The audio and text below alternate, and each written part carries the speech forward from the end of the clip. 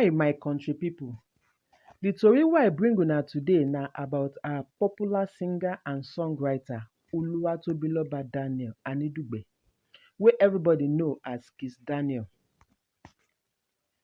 The guy don produce many singles, but the ones wey dey on top na Woju and Yeba. The one wey come dey trend now with challenge na Buga. The song popular sotey even baby wey dey suck breast go comot mouth for im mama nipple when e hear the song.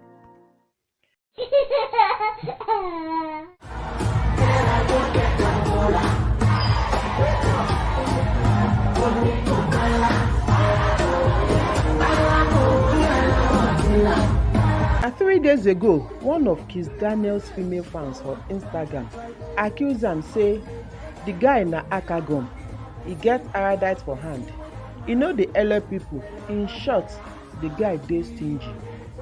She say make Kiss Daniel prove am say e no be tortoise as many people dey yarn am. Make e send am 100,000 naira. Kiss Daniel no kukuma waste time to sama am back. E say make the lady believe anything wey she don hear sake of say e no send anybody. Make I refresh una memory small about Kiss Daniel. Na May 1st, 1994, dem born am for Anidugbe family, and e take head waka enter Ogun State with former Nigerian President Olusegun Obasanjo and late Afrobeat star Fela Anikulapo Kuti.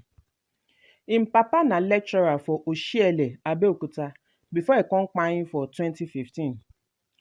The late papa leave 5 children behind, and Kiss Daniel be the second pikin for the family. The guy go Abeokuta Grammar School, come go finish im higher education for Federal University of Agriculture, Alabata, Abeokuta for 2013. Im course na Water Resources and Agrometeorology. In short, Kiss Daniel na water engineer.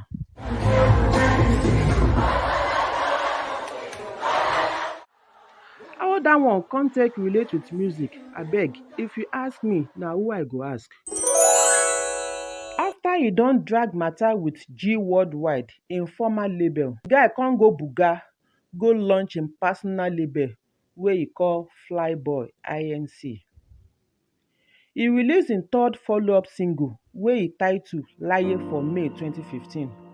After a year, Kiss Daniel come release im first studio album, New Era na im be the title. Kiss Daniel get many awards and nominations.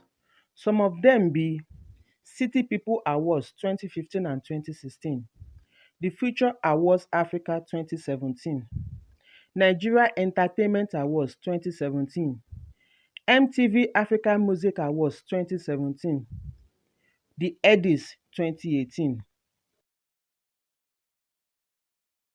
As body no be firewood, we hear say Kiss Daniel get something to do with another female artist wey im name be Chidinma.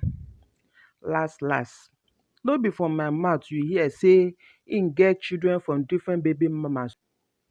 If una enjoy dis gist, make una subscribe, like, share and comment so that we go dey notify una as other gist dey come.